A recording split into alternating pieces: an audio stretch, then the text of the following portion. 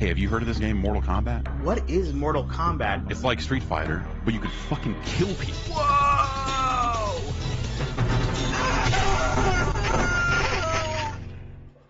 The first game truly was like an expression of who we were at the time, the stuff that we consumed growing up as kids, and we just threw it all into the game. You know, there was no template to how to make the games. There was no instructions, just winging it. And I'd never done this before. I didn't know how to do it. We were just kind of making it up as we went along.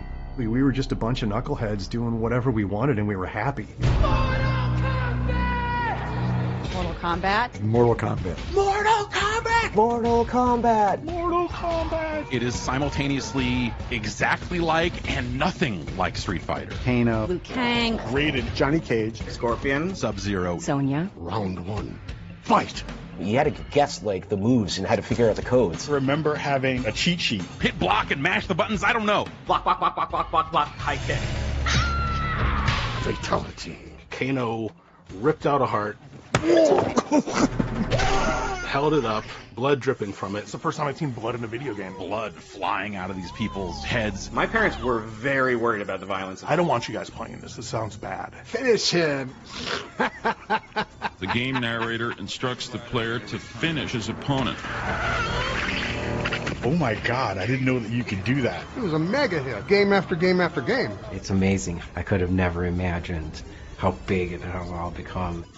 It was, is, and always will be a fighting game for everyone. It's funny to think that it all started from like 4 guys in Chicago that just wanted to make a cool martial arts game. And those people.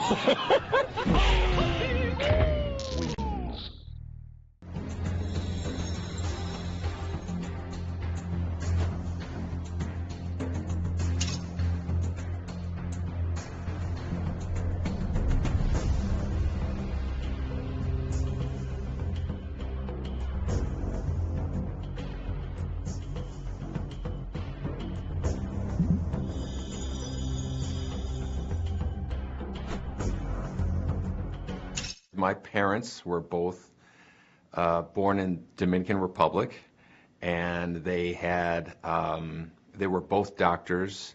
I'm one of 5 kids. My older brother and older sister were born in Dominican Republic, and I was the first one born in Chicago, in Rogers Park, Chicago. And my brother and sister followed, Mike Boone, who I've been working with for 20-something years now. So we spent a lot of time playing computer games. We had the old consoles. We had a Bally Astrocade. The Bally Astrocade was a video game system that had a cartridge that was basic programming. And, you know, you have the little plastic overlay you put over the keyboard, and you could type in basic programs, and we would write little games. And that was my first exposure to what a computer program is, the idea of creating something digitally by yourself, moving a pixel on the screen and whatnot. It just kind of taps into your brain of, oh, I have control over this, and that's probably where I really got hooked on the idea of being able to control things on a TV.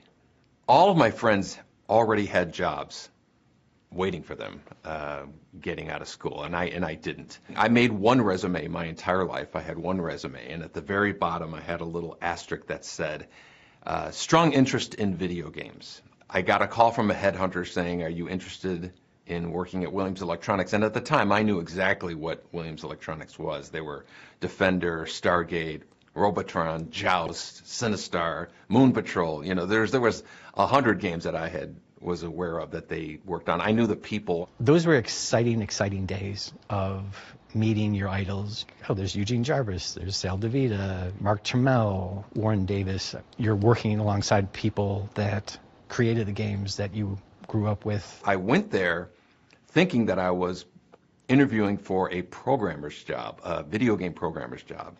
And they were like, no, this is for pinball. Are you still interested? And I said, yeah, absolutely. And there was a part of my brain behind me that was like, you know, eventually I'd like to get into video games, but it sounds like a fun job nonetheless.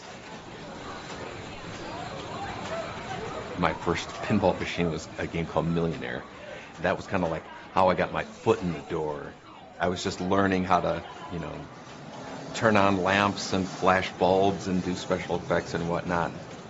Eugene Jarvis was working down the hall from me on a game called F-14 Tomcat. He was working on a pinball machine, and Eugene asked me if I could do, special effects for that game. It had some really cool light effects, and so everybody started asking me to do special effects for their games. I became the special effects guy. I met Ed Boon the day he arrived at Williams. He was a really nice guy, young and naive, and smart as hell. And we had a great time working on Black Knight with Larry Tomorrow.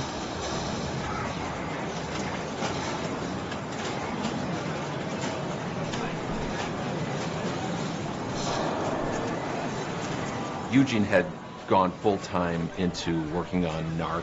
And again, this wasn't just a video game. This was a whole operating system and hardware.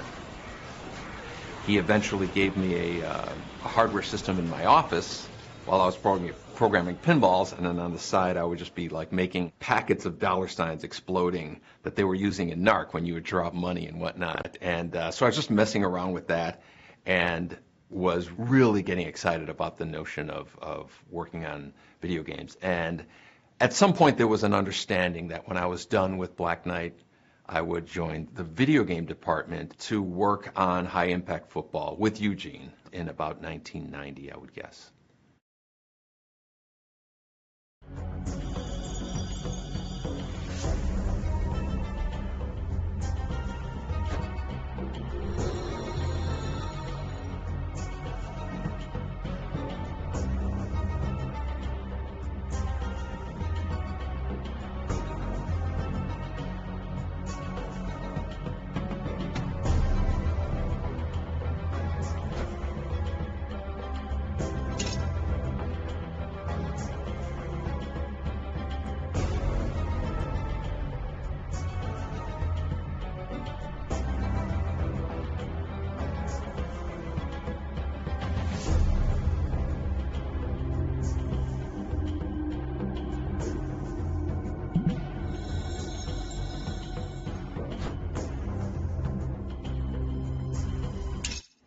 Ashes of the video crash were still smoking a little bit. The whole industry, both console and arcade and everything, we'd been rehashing the same simple, character-based games. And as far as character art, at this era, the Japanese were really dominating things. And they had just amazing artists, and we really didn't have that resource in the U.S. And so it was, how do we compete? I was like thinking, well, why does everything have to be some kind of fantasy or men in tights or little cute characters running around the screen? Why can't we get Dirty Harry for the arcade? It's like, and by doing live action, we don't need all these animators. Technology was moving and digitization was starting to happen. So NARC was kind of born out of that.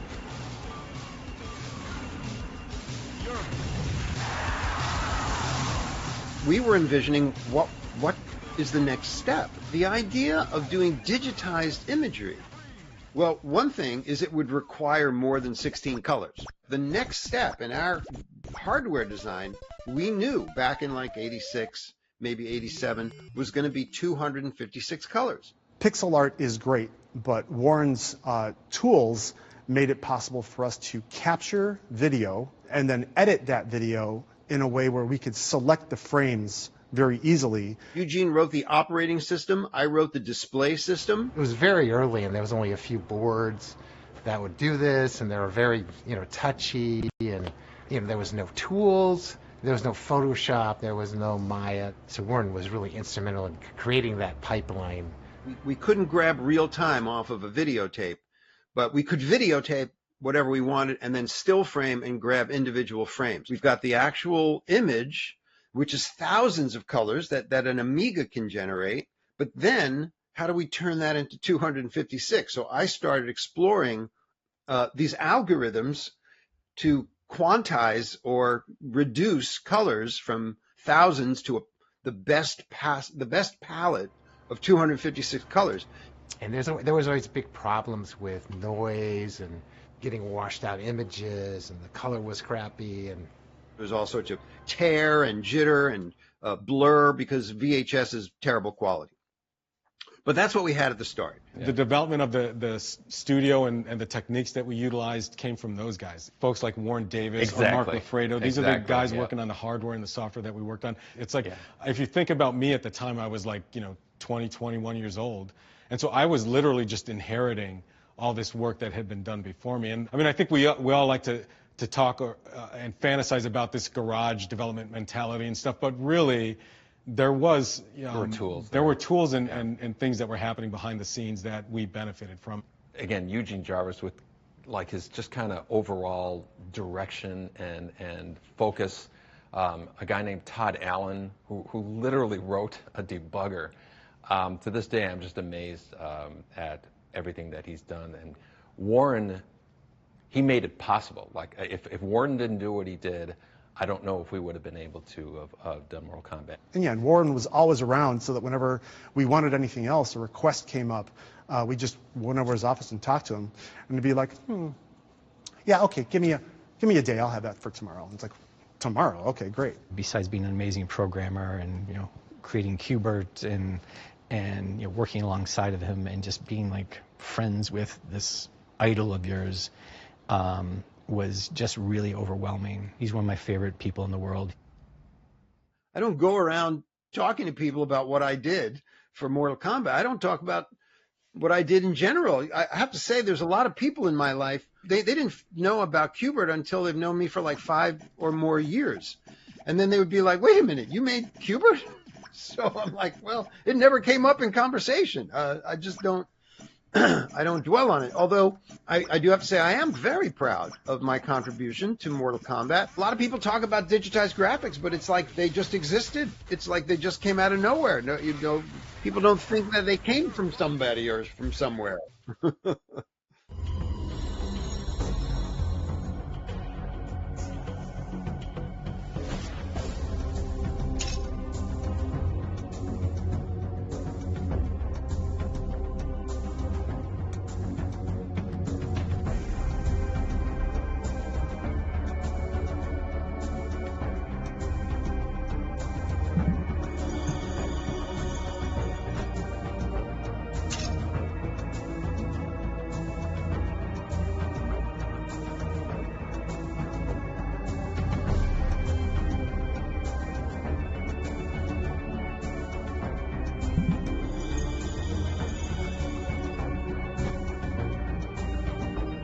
I was born and raised in Chicago. I grew up on the city's near west side, which was, I was maybe a mile and a half away from the United Center. It was a fairly rough neighborhood, but from my earliest days, I started, drawing, probably started with a crayon or something, and found myself inspired by cartoons. Anything I saw on TV, I remember Popeye was a big thing that I watched a lot. Seeing Bruce Lee on the Batman television series was a big thing for me. I didn't know who he was, and this was when I discovered, he's this thing called a martial artist. That was the birth of my Kung Fu consciousness. Whenever I watched a TV show that excited me or saw a movie that excited me, the first thing I did was draw a picture and try to retell those stories as comic books. For some reason, the most difficult thing for me was to find stuff to draw on. Paper was at a premium, so whenever I could get paper, I would, draw on it. I would draw on the backs of things. I'd draw on magazines, whatever I had. Paper seemed to be expensive. Growing up in the city, graffiti art was a big thing that was happening at the time, especially in the early 80s. A lot of the time, we would do stuff, on the sneak. And then I think we discovered after a while, if you just knock on a door and ask, a lot of times they'll let you paint a mural on the side of their business or whatever it was. And so we did a lot of murals in the mid-late 80s. But I was a huge comic book reader, both DC and Marvel, and found a lot of inspiration from the comic book artists who were popular at the time. And so, of course, it was my dream to illustrate comic books, and eventually actually got a job doing it, and used that money to kind of pay my way through school. Most of the work I did was for a comic book called The Real Ghostbusters, based on the cartoon that was out at the time. I was still at the American Academy of Art, so I was still in college, and I was still illustrating the Ghostbusters comic book, when a friend of mine who I met at the American Academy of Art named John Vogel got a job at Williams Electronics doing pixel art for video games. He had gotten a job at Now Comics, and he wanted me to help him with real Ghostbusters. And I was like, sure. So he got me an interview at Now Comics. Then once I got my job at Williams Bally Midway, you know, Mark Trammell now needs an artist. Who can we get to work with him? And I'm like, I know a guy that's doing the Ghostbusters comic book, you know. And John called me up and said that they were looking for another artist. When I was hired at Williams, it was to work on Smash TV. And so I interviewed with Mark, I interviewed with Eugene Jarvis. Amazing guy, amazing artist, working on Smash TV. He came up with this animation that the character, as he exploded, the eyeball came up right facing you in the face. And basically he had to, 3D rotate all this stuff. Like the man was a human 3D rendering system.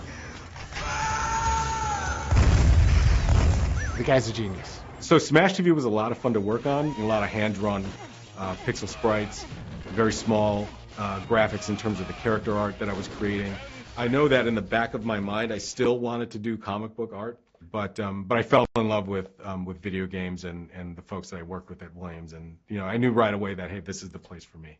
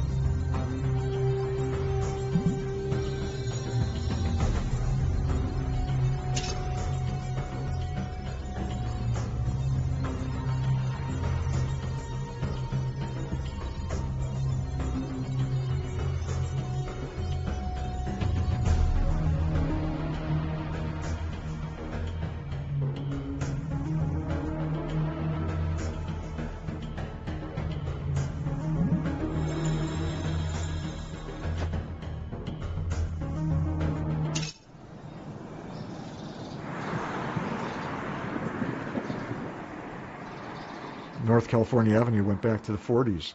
That's where Harry Williams and Lynn Durant had started United Manufacturing. I was always obviously a big fan of Midway, and I always knew it was on California, and I would drive by and it's like, oh, that's this magic place, and that's where these amazing games were made. It was weird. It's very Chicago. It's gritty. The paint is from it's government green from 1947. It was in the pinball factory. So you walk into the front door and through the factory to get to our offices in the back. I mean, within a space of, 20 feet? You go from silence to cacophony. It was like an assembly line. There were just Terminator 2s, just hundreds of them in line being developed, and all the sounds going off, terminated, and all the explosions going off. I was gobsmacked. Miles and miles of wires and a lot of fumes from the in-house plating facility, the stamping machines, the burning soldering irons. Everything smacking into itself, just all these sounds. And they actually had 50-ton metal presses stamping out pinball legs. The factory still had dirt floor.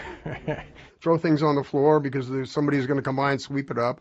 So you have this catacomb.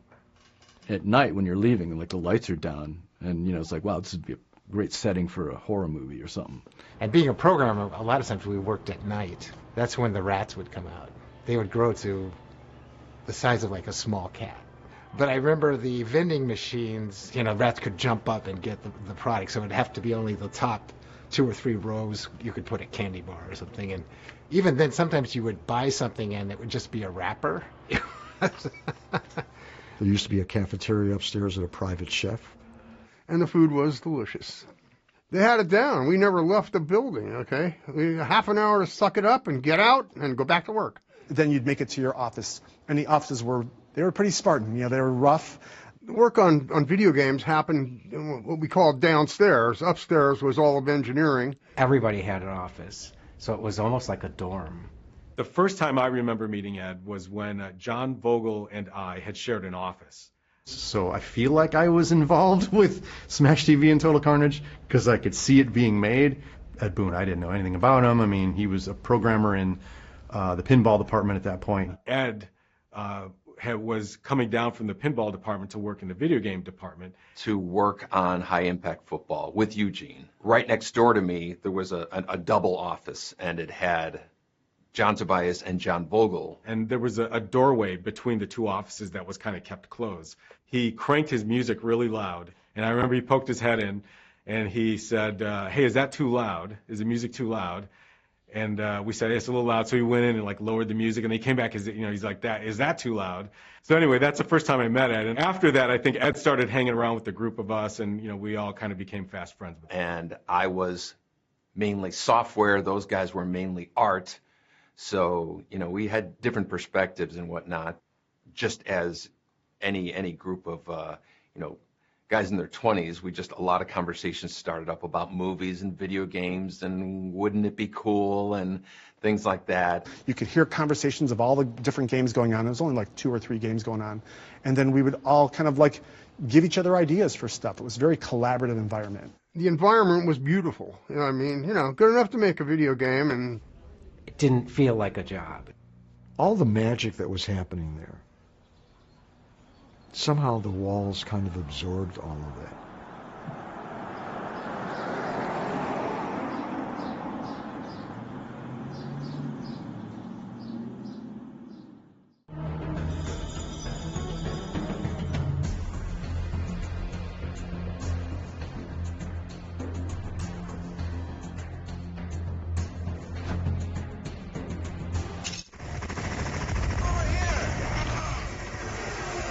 At that point, John was finishing Total Carnage, and I was finishing Super High Impact.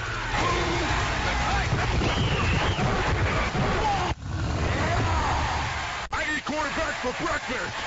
When we started to talk about what would become Mortal Kombat, I think the initial conversation was about, hey, wouldn't it be cool to do a one-on-one fighting game? John and I were talking about a game called Street Fighter, who had really big characters. The thing that stood out for us about Street Fighter was they had really big characters on the screen. I think for me it was anything to get away from the little tiny character sprites that I had done in the last 2 games. And we were saying, how cool would it be to have our digitized characters? Street Fighter was kind of fantastical hand animation, beautiful stuff, but their vision was, let's take this photorealistic system we have now and have a photorealistic fighting game. For me, it was the opportunity to take all this inspiration from all the kung fu films that I grew up watching and kind of throwing it into a game. The conversation went towards Jean-Claude Van Damme. At some point, just fixated on the idea of doing a photorealistic Van Damme fighting game. And we put a presentation together when we gave it to Roger Sharp. We're thinking of Jean-Claude Van Damme. Let's see if he's interested. The reason we made a video to pitch to Jean-Claude Van Damme was because another team at Midway had done the same thing with Terminator arcade game as well as Revolution X to Aerosmith.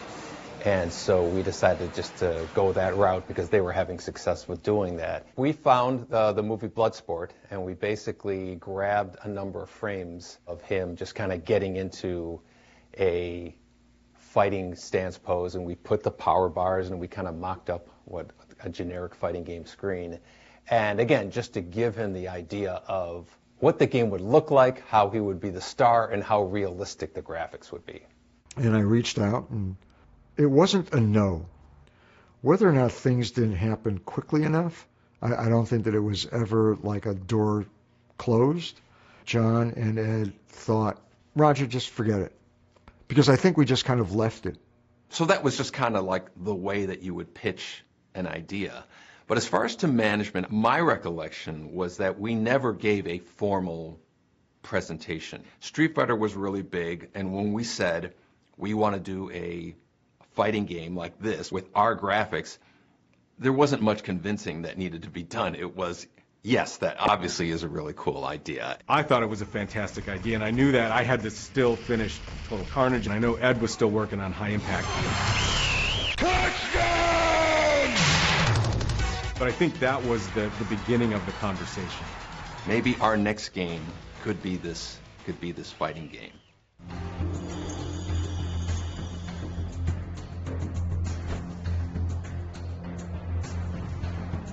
The team on Mortal Kombat 1 was 4 of us. My name is Ed Boone. I'm co-designer and programmer. My name's Dan Forden, and I do sounds and music. John Vogel, background special effects. John Tobias, and co-designer and lead artist. There was other sort of support staff, but that had to do more with like the cabinet and the wiring. A team being composed of, I think, 4, 5, 6 people was not uncommon. You were in one of 2 categories, programmer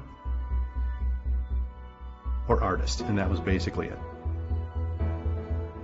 Everything felt like, being in a rock band or something, just a very few number of guys. He's guitar, he's drum, he's, we all had our own jobs to do, and, we'd fight with each other, and we'd hang out with each other and go see movies with each other and stuff. And certainly when I started working on Smash TV, it was myself, Mark Turmel, and I think there was maybe one other programmer at the time, and then Eugene Jarvis eventually came on.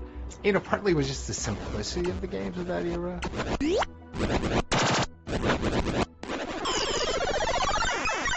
8-bit, pixel art, that a lot of the animation was just done with graph paper. Say Defender, all the animations of that game could be done in a week. A lot of people think that, somebody up high says you're going to make a fighting game and you're going to call it Mortal Kombat and it's going to look like this, and then we go, okay, and do it. That's not how it worked at all.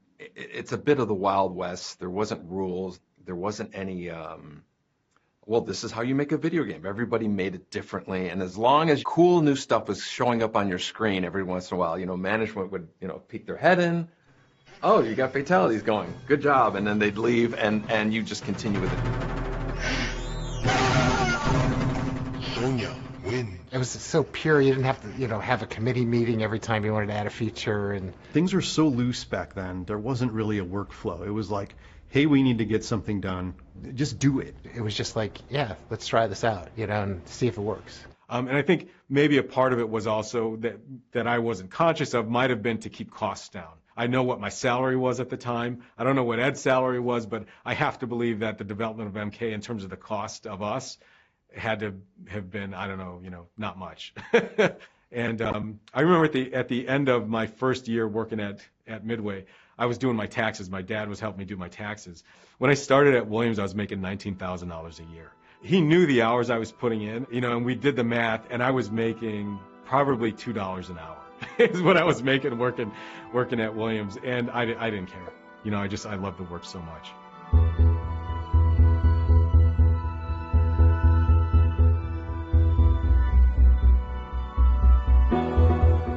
I know it's not a popular topic, but like, the overnighters and the, going out for breakfast, nobody told us to do that. Nobody said, stay till midnight tonight. If anything, they were, you guys are burning yourselves out and you gotta take it easy or something. So. Because of the schedules and because of how few people there were, and we were all playing multiple roles, wore multiple hats, that there was just too much work. And it wasn't like we were being made to do this. It was an art, it was a craft, and it was a labor of love. So we were so passionate that we spent, all of our waking hours and our sleeping hours in the studio. Some people look back and they go, oh, that was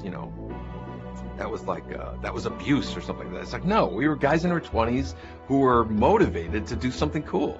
You were working on Liu Kang's, flying kick, and it was feeling good, and you wanted to keep perfecting it, and it was my obsession. It was like being paid to do a hobby. If a band is up all night learning a song, they want to nail it, and it's the exact same thing.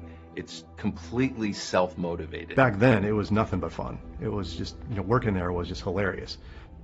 The secret sauce was basically we were just a bunch of knuckleheads doing whatever we wanted, and we were happy.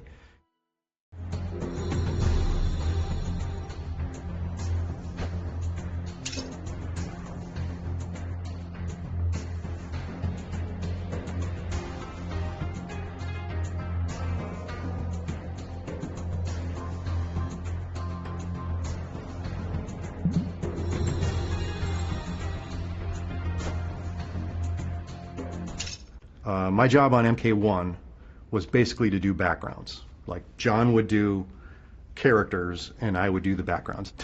Things were very simple back then, like. One more time.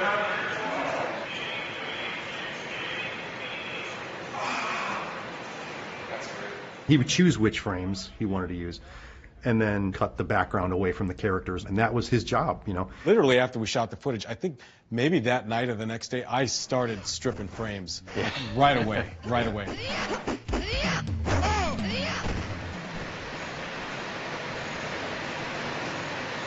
We did a lot of playing around with lighting. We were just sort of discovering. I think we probably taped more than we needed just to make sure that we got enough coverage. I remember after the Sonya's leg grab, having to say something along the lines of, you know, trust us, it's going to be really cool. The image was clear in my head. Sometimes we forget that it's not inside everybody's head.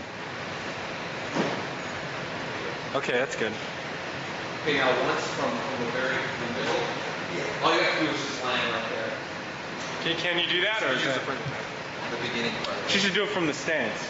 Right. We were trying to get a film-like quality, but we wanted to just amp it up a little bit. And once we realized that pumping up colors really attracted people to our games, that was, you know, also our trademark.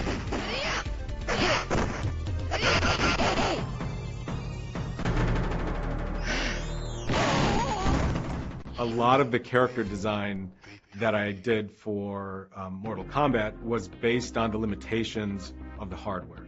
So I knew that we had a limited color palette that we could work with. I knew that you know, the pixel resolution kind of restricted what we were capable of doing. So bold colors, simple shapes would distinguish one character from another would be important.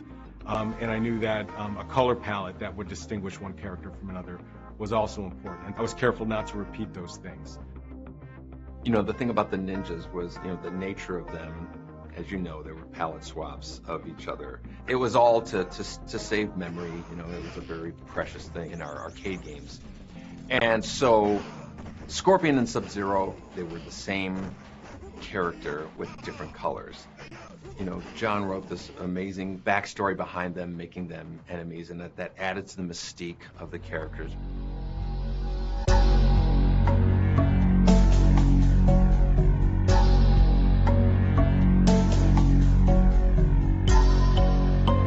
In one of the pages of my notebook, I had scribbled, okay, here are the characters and here are their archetypes. I knew that, well, we need a hero, we need a villain, we need a sidekick, we need all these things. I was a big Joseph Campbell fan. I had read his books and I was aware of the hero's journey and the character archetypes that he had sort of outlined. I thought, okay, well, if we could tell implicit story through character archetypes, the players might sort of almost subconsciously relate to the characters in a particular way. So that played a part in sort of the character choices we made.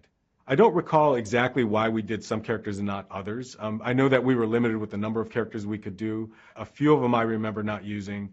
One of them was a character called Minamoto Yoshitsune. It was based on a Japanese mythological character. And another one was called Rakuro, who was based on, I think, a Japanese mythological beasts. Those two characters didn't make it in. I think part of it was because the names became a big deal for us. It's like, you know, how does this name roll off the tongue? You know, if a name was too long, we knew it was going to be difficult to display on the health meters. It was usually silly things like that would play a part in some of the choices we made. Most of the characters' names came from John Tobias. A couple of the characters, he didn't have a name written down for them. He had Ninja 1 and Ninja 2. I was a little bit more of like a simple superhero mindset, so I started calling them Scorpion and Sub-Zero. Those simple names were kind of like my influence, but the authentic, cool names, Goro, Shang Tsung, Kano, Raiden, you know, that was John's deal. For Mortal Kombat 1, there wasn't a lot in the way of concept art that we did. Conceptualization was just limited to just scribblings in a notepad. I don't remember many, if any, drawings of backgrounds, but there may have been some. I just remember kind of like I said, just winging it and doing whatever. Like John would say, I'd like a dungeon or something, and that became Goro's lair, you know. I had already learned how to do the parallax scrolling stuff from Terminator 2, so that worked out well with doing parallax stuff for Mortal Kombat as well. I know there was one specific background that he wanted, and that was with statues, the statue background. Just make something look cool. That was basically the rule. I went to Chinatown, and just to get references and stuff, there would be, you know, an interesting vase, and I would video that vase, and then I use that, and that's Shang Tsung's one of Shang Tsung's thrones is like the vase, you know. There's the dragon that was sitting on Ken Fedesna's desk. I just said, hey, can I video that? And he's like, cool. So I grabbed it off his desk, took it to my office, and grabbed it. That's like in one of the backgrounds, and there's two of them, you know. And then there's the pagoda in Chinatown that I videoed that and used that as, you know, the courtyard, I guess we call it. I think, you know, Shang Tsung is also in another chair, and it's that big roof thing. That's from Chicago. That's from Chinatown. So sometimes it meant opening a book and going, oh, that's a cool Chinese thing. You know, get the camera, take video of it, and use that. There are things from books in Mortal Kombat 1. You know, I just went out and grabbed stuff. What looks cool? Kind of a guerrilla artsy sort of way. It wasn't really planned all that much back then.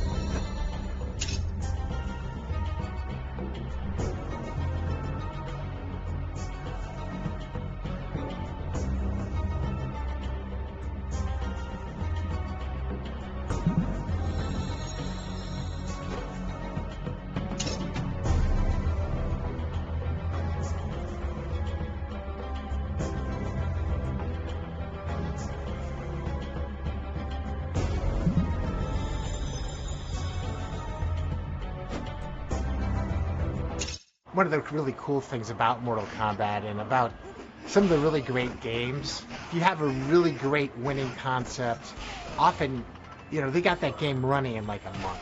A lot of modern games, it seems like they spend all their time in this graphical wilderness trying to get everything looking so cool, and then they've got like 3 weeks left to figure out what the game is. We had a very fast iteration. I would get art from John. You know, we put it in, and an hour later, we were playing it.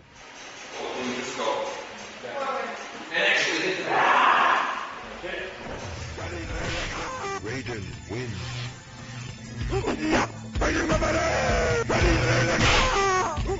The first time you play it, you just go, this is incredible. You knew you were on the right course.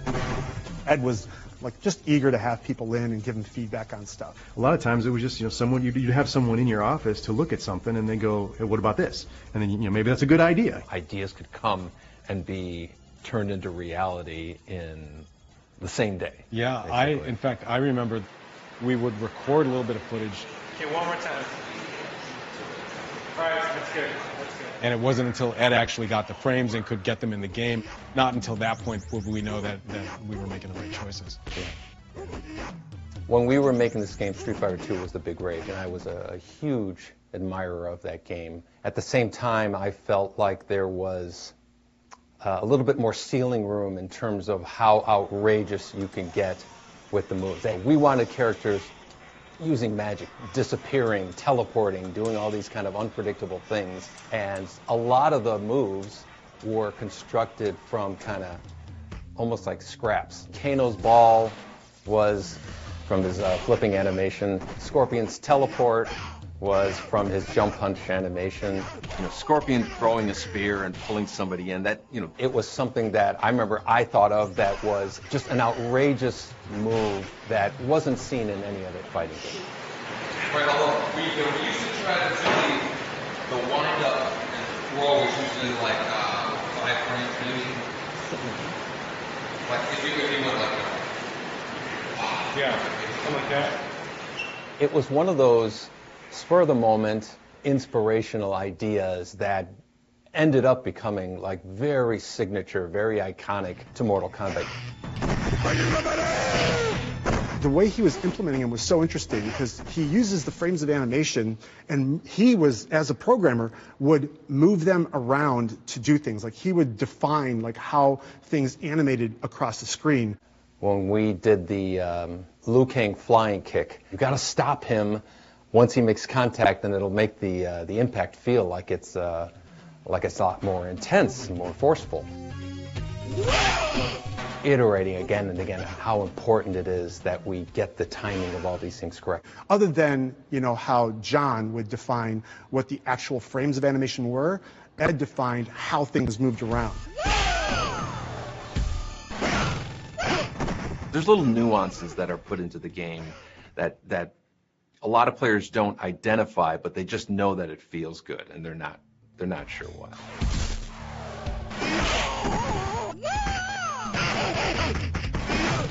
I think that was a hard lesson to learn back in the day of, hey, I want this animation to be really smooth and I want it to be like 100 frames. And it's like, no, it doesn't feel good. It doesn't feel good. And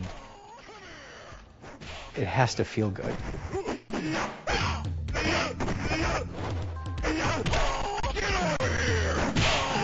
Like, it's got to have impact.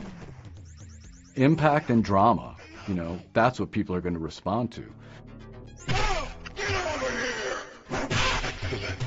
Get over here, you know, the uppercut was such a big, ridiculous reaction. Getting the animation of the character launching him into the air, putting the blood on it, being knocked down, and they shake the screen. And the sound call that Dan Forden did. It's like, no, we need like a really big sound for a hit. It's like, okay, so I made like a really big sound for a hit. The scream of the attacker. The victim, you know, yelling as he flies away. Put all that stuff together, it's like boom. It's like, oh my God. I remember we were just walking around just doing uppercuts again and again and going, you know, God, that feels so good. That feels so good. That's how people knew when something was cool in any game. People were going to be like, holy smokes. And now you know you have something. And then, so that, and then the fatality.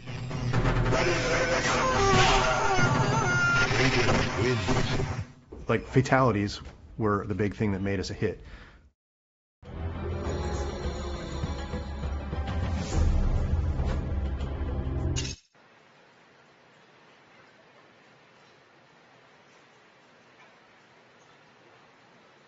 You know what would be a cool ass move? One more time. All right, that's cool. Did ninjas ever have this? That was cool, Dan. What was that? You pull something like an arrow or whatever, it's stuck into the other guy, and it dragged him across the Didn't you say? Right, although we used to try to do the wind up and throw is usually like 5 frames maybe. Like if you went like yeah, something like that. You can do the wind up. Maybe something more like you do like this, because you know what I'll do? I'll like trail the rope. Right. Can you make where you throw it the plane? Like I want the thing to hit the guy in the chest, you know? Because we have a bunch of frames and we use that as a drag. So when you stop, your arm is parallel with your chest as opposed to way down here. Okay, so try to do it chest level. Okay. A little bit more of a wind up. And that would be alright, because I could do like a little thing in the rope, kind of like this, like put tie in, like a little snake thing. Oh, you know what? Wait, you know what we should do? After he does that, we should have him do. Well, I think he has to like. Yeah, okay. So, do the throw, and then we need some kind of throw back. Put your hands together and do that. Okay. Yeah.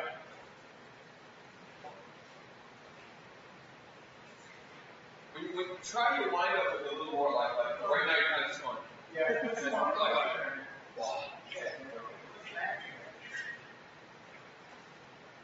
Okay, one more time.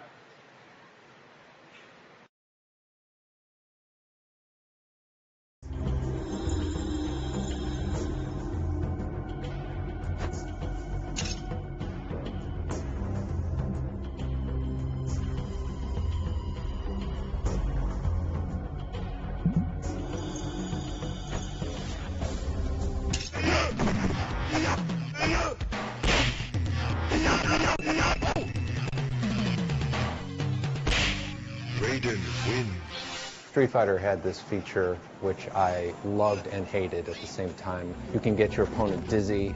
I loved the fact when I was the aggressor and saw my opponent dizzy, you're almost like salivating at this free hit that you get. And then I hated the idea of being the victim. I put the dizzy feature at the end of the fight. You just get like one last hit. And everybody would do an uppercut as your kind of like payoff.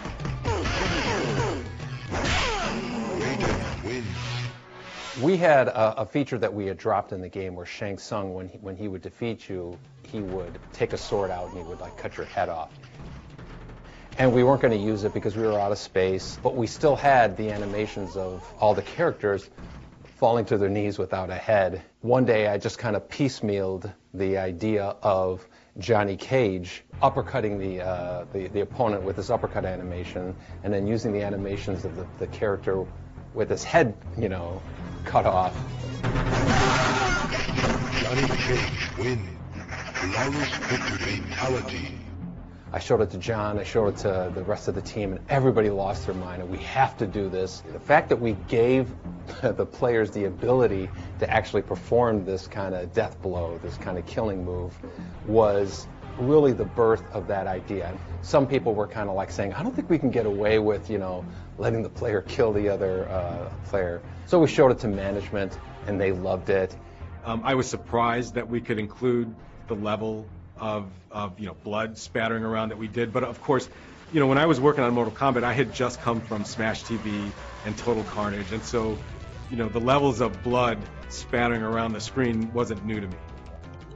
From that point on, it was, okay, now we got to think of fatalities for all the characters. Some of the later characters, we actually grabbed animations of them, Kano ripping the heart out, Sonya doing the kiss of death and all that. The spine rip was a suggestion from John Tobias, referencing the movie Predator, and he said, why don't we do what they did in Predator where you pull the head out?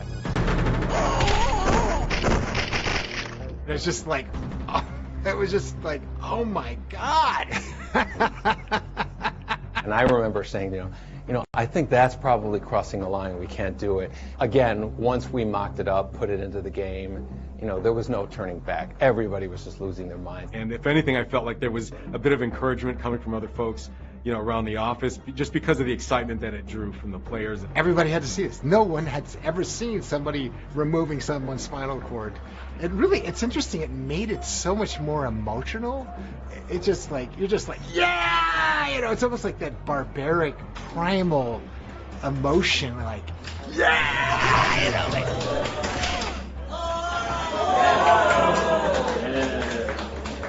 We never performance captured a fatality for Liu Kang. But there were some animations that we had not used. One of them was this really cool cartwheel kick. Whoa. Yeah, let's grab that again, even if we don't use it.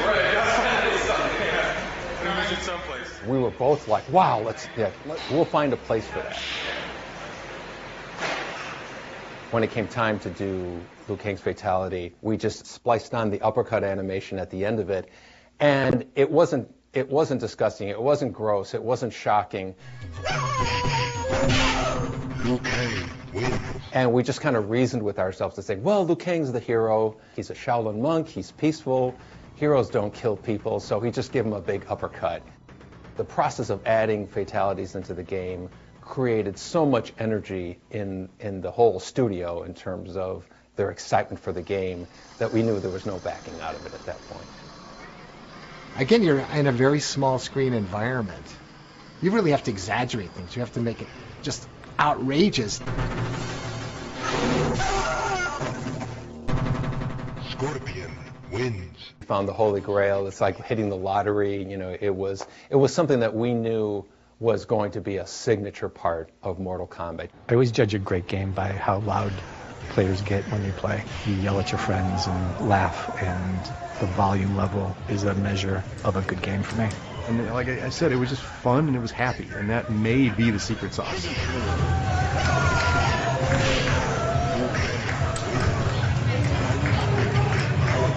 again, when you see people playing the game and they're losing their minds and they're reacting makes it to worth it, it, yeah. there's your fuel. Yeah. There's your fuel for the next, for the next year to do it. So.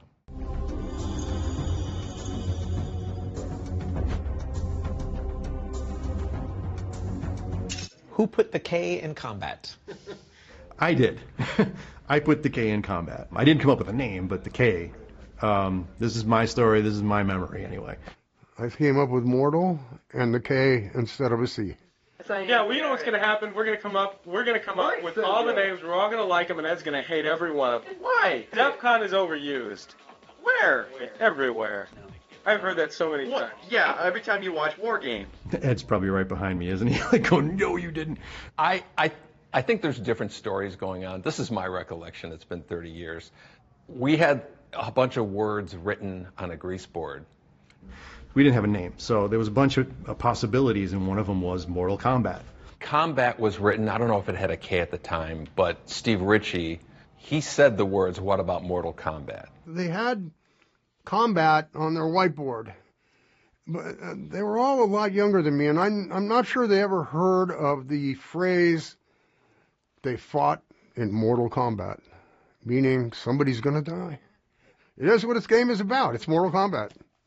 And when he said that, from my perspective, it was like, whoa, there's the name right there. But I don't remember. Do you remember where the K came from? Yeah, so, what I remember was that. And then I think we went to legal with that name, Mortal Kombat, with a C. And they came back and said no, because they couldn't trademark it. Because it was, I guess, a common term. I remember it was John Vogel, right, who wrote the K. Yeah. And in fact, he might have done that before that conversation with the legal department. As a joke, I was in the room with Ed, and as a joke, I changed the C to a K, and we were like laughing about it. Ha ha ha, that'd be funny. Oh, it's so stupid. And then so I said, all right, and I was putting it back to a C, and he goes, no, leave it. Just leave the K. And so that's my memory as how it happened. No, it was me, because the C was like, I don't know, just look cooler with the K.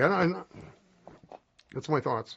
And then I think we went back to legal and said, what about if it has a K? And then they went away, and then they came back and said, yes, you can. If you put a K on it, we can trademark it. Actually, John Vogel's involvement does ring a bell for me. I don't think I was enamored with the K. I thought it was goofy. And then when the realization hit that, well, if we change it with a K, we can use Mortal Kombat, it's like, oh, damn it. We're going to give it. I think Vogel was right. Yeah. So whether you hate me or love me for it, now C's are now K's.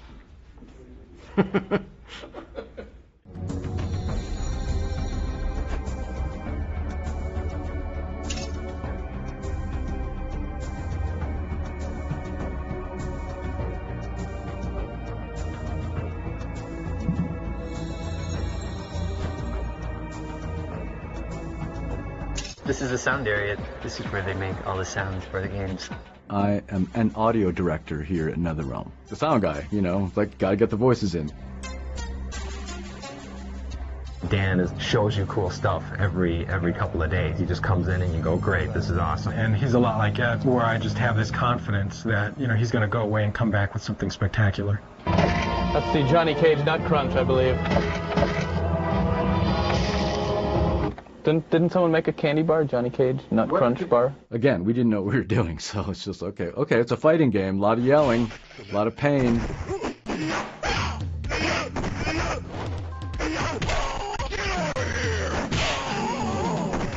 I don't think we had enough memory to record, okay, this is Scorpion's voice, this is Sub-Zero, so we just, like the men, we just mixed and matched, and I think Sonya was the only female in the first one, so we had obviously a female voice for that, and that was hers.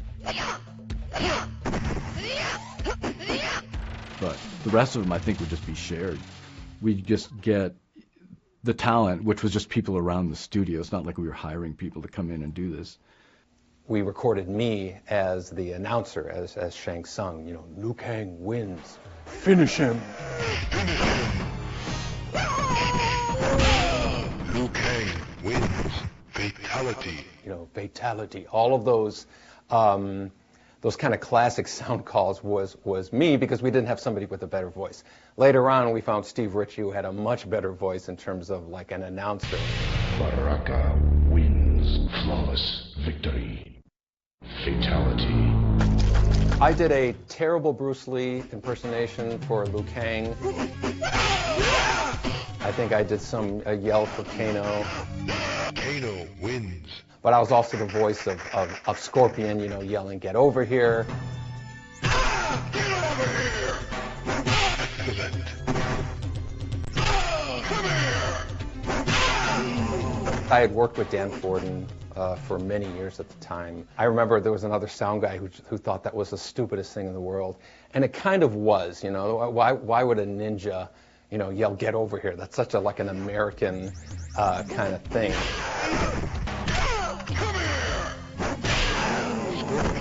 Wins. The idea was, again, the outrageous presentation. We really wanted to have, you know, just yelling and loudness in general into the game.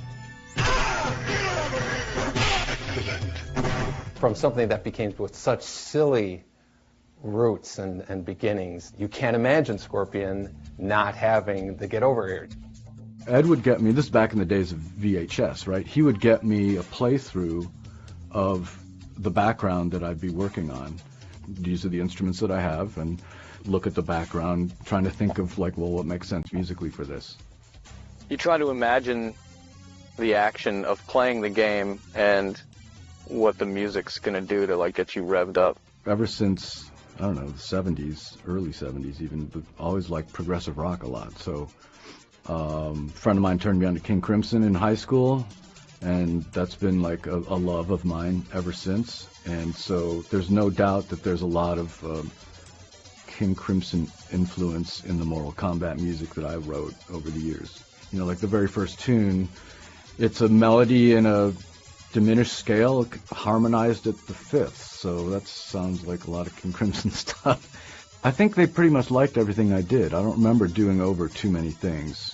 Now and then there would be like, you know, maybe you should try this instead of that, and some sort of corrective feedback. But for the most part, it's just we were just kind of making it up as we went along.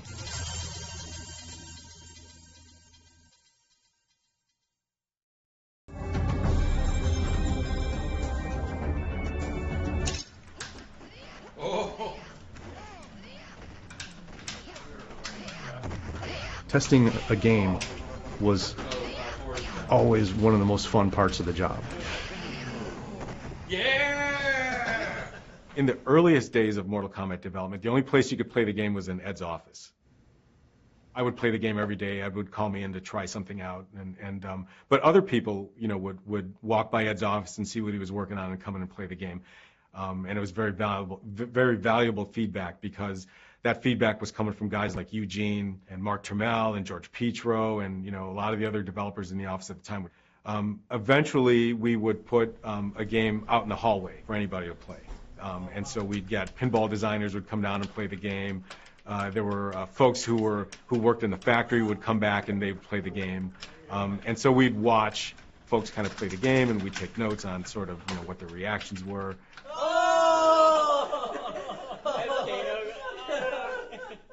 And then eventually that would lead to our first weekend test. Testing the game in the arcade was such a critical part of determining what's working and what doesn't work.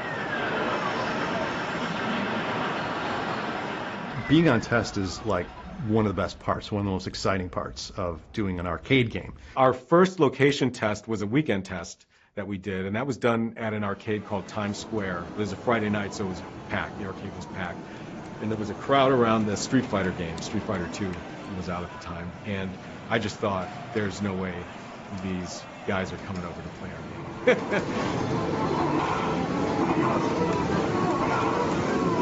It was like this big event. The whole video game department would go, no matter whose game it was. You'd roll a blank black cabinet into an arcade and just turn it on. When we brought the first Mortal Kombat game out on test, there were 6 characters. We didn't have Sonya yet. A whole bunch of things just weren't working. And it was all about just kind of the fundamentals, the feel of it, the reaction to the visual, the reaction to blood.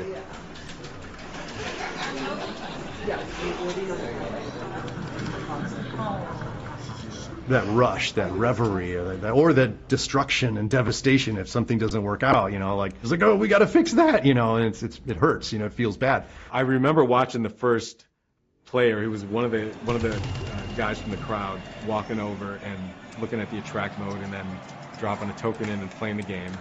And then I remember he walked over, tapped, fell on the shoulder, called him over, and then the other guy came over, and then they played the game. And then slowly people migrated over. Whenever you would see a secret move come out, I remember the first time they saw Raiden do the dive move, you'd hear an audible, cheering or gasp. Or, how did you do that?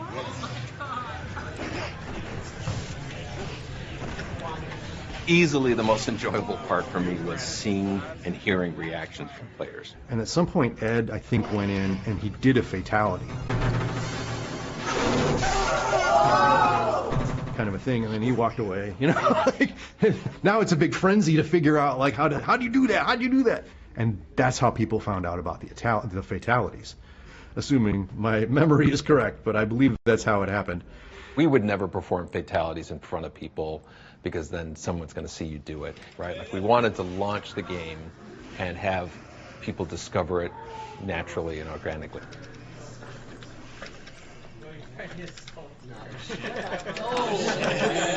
Testing the first Mortal Kombat, there was a certain amount of anonymity, I guess you can say. Like we could be in an arcade watching with a crowd of other people and be close enough in age to them that we just kind of blend in. What is this new game? And then you would get a candid response. Once you tell them that you worked on the game, then they're not going to say anything negative about it. Across the street from Times Square was a pizza place. And so we would go across the street, get some pizza, and we would discuss, everything that we saw, what was cool, what was not cool, or, what should we change? Hey, that was cool. And it was so much fun. Seeing that first game on test was so reaffirming that we had something big. I saw players get so excited they just had to run. They just had to run around like in circles.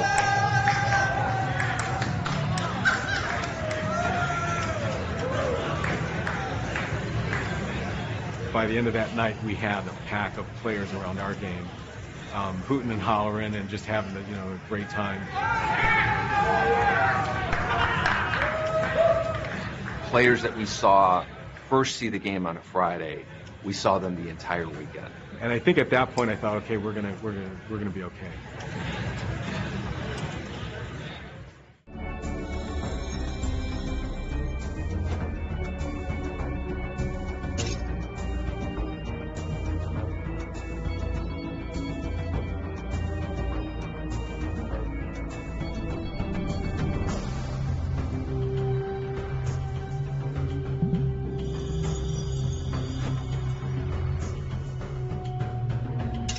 This was our first game that we were doing kind of as the leaders of the game. Mark Trammell was the kind of leader of the Smash TV team, and Eugene was kind of like the leader of the High Impact team, along with John Newcomer.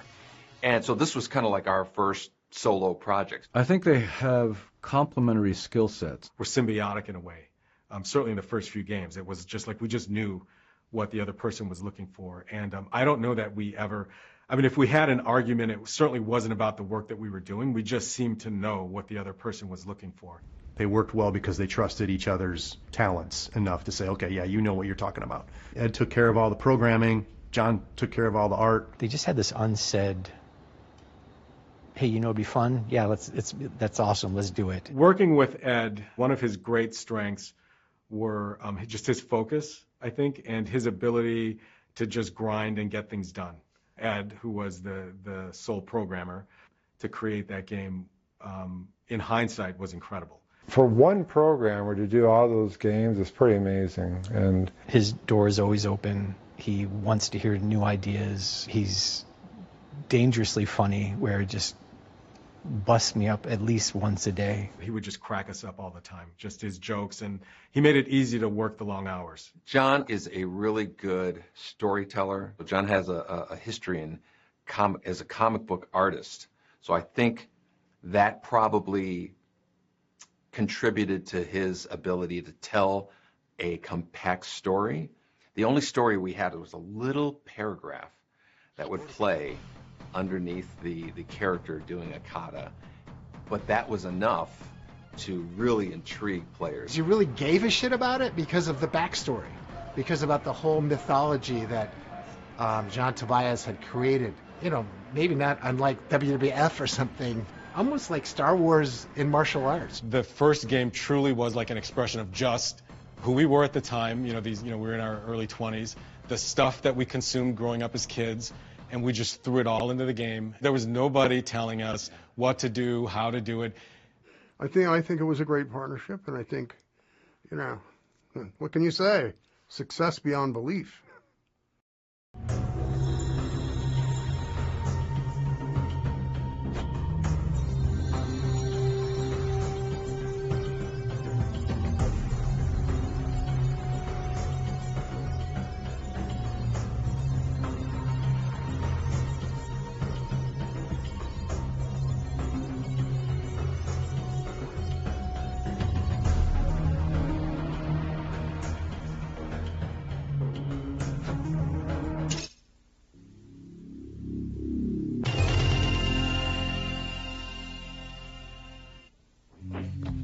Fighting games have proven themselves to be strong collectors suitable for a wide range of locations.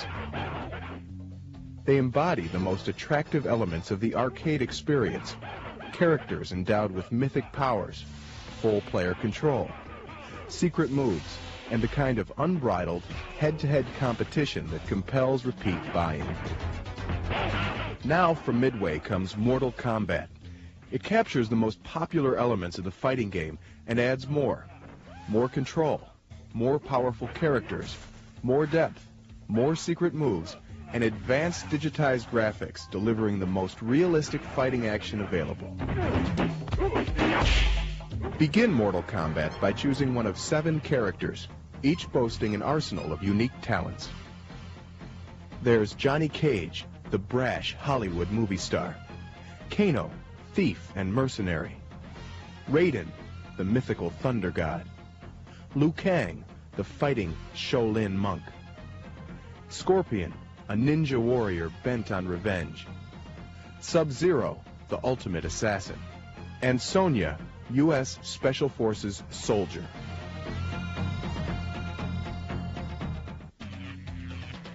Each player has 5 basic moves corresponding to the 5 action buttons. High punch,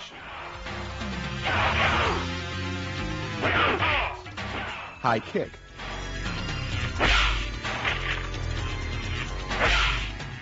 low punch,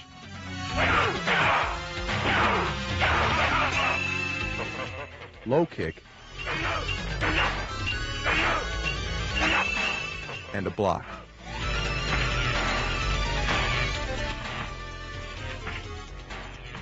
In addition to these moves, players will continue to discover new joystick button combinations. Each new technique provides another competitive edge. For example, moving the joystick away from your opponent while pressing the low kick button will result in this sweep kick. Moving the joystick straight down will put the player in a crouch. By then releasing the joystick and pressing low punch, you'll administer a devastating uppercut. Win.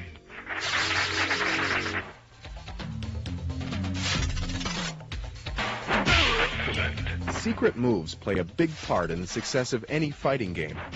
Collections soar as players strive to develop a character's full fighting potential. Mortal Kombat has several times more secret moves than the nearest competitor. The button joystick combinations required to execute these moves are different for each character, as are the moves themselves. And each character's arsenal of secret moves offers unique tactical advantages. If you learn one of Sonya's secret moves, you'll be able to perform this devastating scissor throw.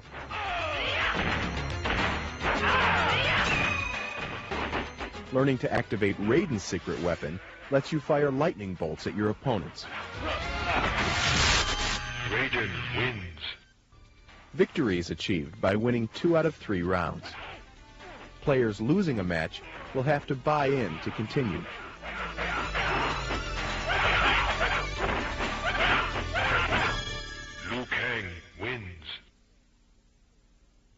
Finally, winning 3 matches against paired adversaries will put you in the ring opposite Goro, a 4-armed, unstoppable titan, half human, half dragon.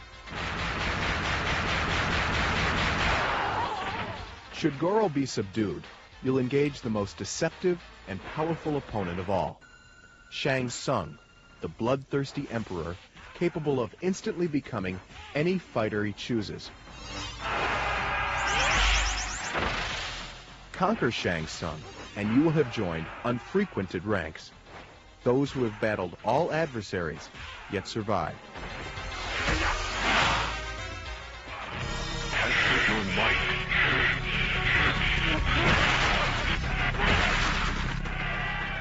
Every 5 matches during both 1- and 2-player games, you'll have a chance to test your strength and win bonus points by smashing progressively harder objects.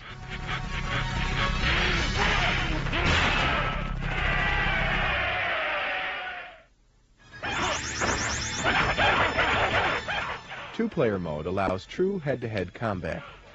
Players must rely on their fighting abilities, as well as a knowledge of their character's strengths, as they are matched against an opponent with different, but equally lethal, abilities. Each player selects a character and the match begins.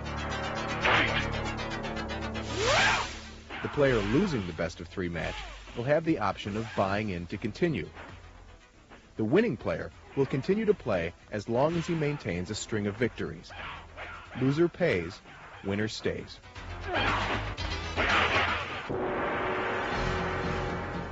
From a technical standpoint, operators will find even more to like. Mortal Kombat employs Midway's exclusive diagnostic package and a sensitive, yet durable, 8-way microswitch joystick. In addition, operators will want to be aware of a dip switch setting we've included, allowing them to temper the game to fit the requirements of a location. By simply flipping a switch on the CPU board, you're able to remove any depictions of blood that would otherwise appear in the game.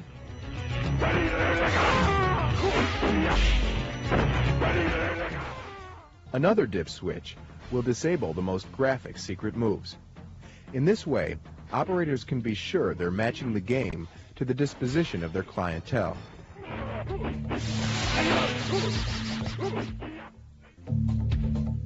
Mortal Kombat is quite simply the most complete video fighting game available. It boasts the industry's most realistic graphics, digitized images of real martial arts experts, heroic characters more powerful than those found on any other fighting game, secret moves to learn and master, and fierce battles against titanic adversaries. All of these elements combine to make this game powerfully unique, the world's most advanced interactive fighting experience.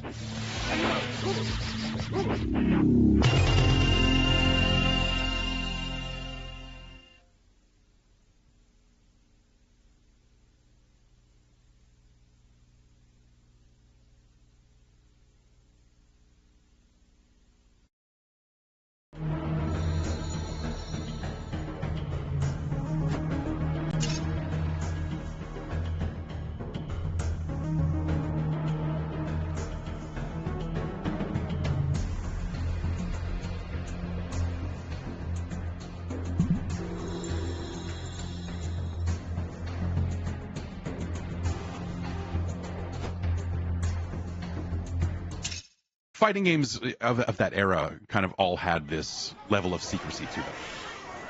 Mortal Kombat, I think, took that to a very extreme level. You had to guess like the moves and had to figure out the codes. I think Street Fighter did something like that, right? They didn't document any of the moves, so we took that same approach. I think not having a move list, there was so much to explore, and you had no idea of what you were still missing. It was another thing, it built up so much mystique to the game. But then we kind of extended it, right, with the fatalities and whatnot.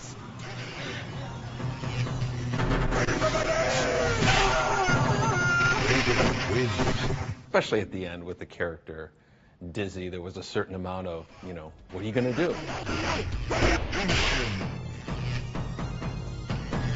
You would see them trying to trigger something else. They knew that there was something secret in there. The announcer's like, finish him! And you go up and go, boom. And you're like, damn it! I screwed up the fatality. It's like the worst feeling in the world. And, everyone was playing as Kano because in the early days before people, knew what most of the moves were, Kano's moves were just, I don't know, move the joystick in a circle real fast and he'll turn into a ball and do it. Or hit block and mash the buttons, I don't know. First character I played was Kano, and I found the ball attack and the knife throw, and within the first day I found the fatality too. Kano wins. I was finding stuff right away. I remember being in your office, and I remember you showing me what the button combinations were, and then you have to be standing this far away from the other character, and I remember thinking to myself, there's no way anybody's going to figure this out. No one's ever going to do this. And literally, like the first weekend, they figured it out right away. Yeah. The fatalities and special moves and things, like those were things that you kind of had to trade around. Because you'd hear people chattering like, oh, there's this move, and not having the internet at the time to go to. It made it very social. If you knew something that wasn't, widespread knowledge, you could take that down to the arcade and pull it out on somebody and really blow some mind. So a lot of hand watching. Where did you stand? The most premium spots are literally right behind it, like right between two people, or on the corners. Because those are the only spots where you were able to see the screen and people's hands at the same time. There was so much in there.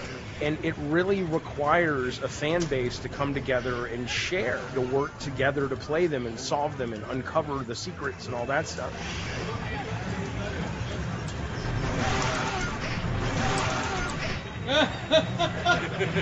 I was always obsessed with those kinds of things. I was a big fan of Street Fighter, and there was this rumor that was not true that there was a character in there called Sheng Long.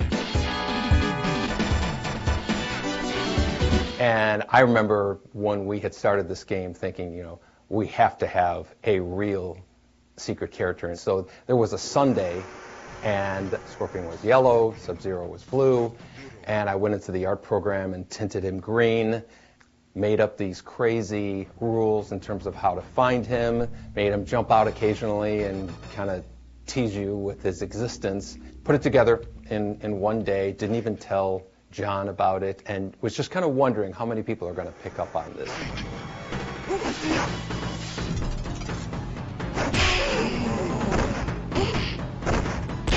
It became a bit of like a Bigfoot. Some people had sightings and some people didn't, because there was this one that was real and was rather difficult to find. It could give players a little bit of creative license to come up with something and say that they did see something else happening in the game. The level of secrets that happened in those first few Mortal Kombat games kind of corresponds with the rise of the internet. And people started trading around like, hey, here's a list of, I think these are fatalities. I remember going home to my dad's house, and he had internet. He had a CompuSearch account. And I started just learning as much as I could.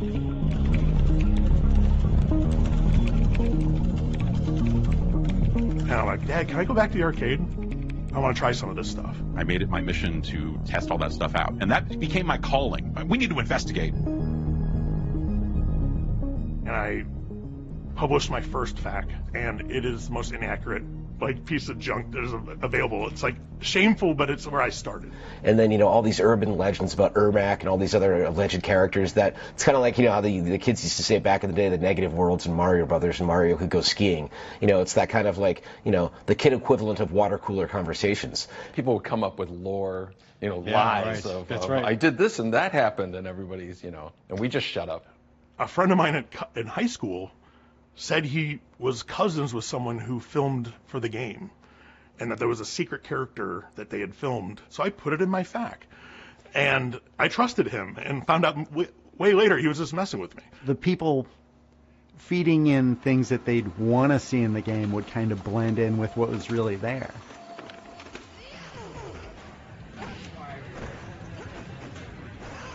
sometimes you'd see a move and then it was gone. You'd be like, I swear this was in there. Did that really happen? Like, there was no way to capture it. A friend of mine, his little brother, was playing the game and told me about Kano's laser beam. Yeah, that's and, right. And I remember telling my friend's younger brother, there's no laser beam. He's like, no, I saw it. And so I know he's mistaken with what, I don't know what he saw, but he didn't see that.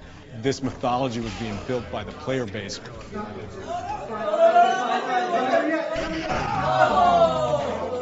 I think we understood that pretty early on, and Ed, more than anybody, I think really took advantage of that and kind of messed with the players with hiding stuff in the game. Yeah, I remember somebody found one of Sonya's moves, and I foolishly changed it because I read it on a news group, thinking, I got the best of that. And they did some devious things to keep a lot of those things secret. I think there was a revision of Mortal Kombat 2 where they just arbitrarily changed all the fatalities because everyone figured them out too fast. And it's maybe the most devious and mean thing they've ever done. I remember thinking at that point, this internet thing has gotten... You can't beat it. You can't defeat it. It's just too powerful. One of the fun things about going to an arcade was, a lot of people didn't have the internet just yet. So people would show up with their copy of their FAQ. Once I was there and I saw someone with my guide, like my FAQ, and I was like, oh, where'd you get that? He's like, oh, the guy who wrote it sold it to me. And I was like, what do you mean sold it to you? I wrote it. We had a Mortal Kombat comic book that John drew, and we were the ones stuffing the envelopes, and we started writing messages to players. Sonya has a slide move, She didn't have a slide move. Within a week, I was at, it was like Galen North or something arcade, and some guy was playing Sonya, just keep trying these things. And one of the guys said, what are you looking for? And he goes, I'm looking for Sonya's slide move, Poor guy was, looking for it. But we were just adding fuel to that fire. Most of those secrets went unknown to me until much later in life when walkthroughs on YouTube became a thing. And I was like, whoa, I totally missed a lot of stuff in a lot of games.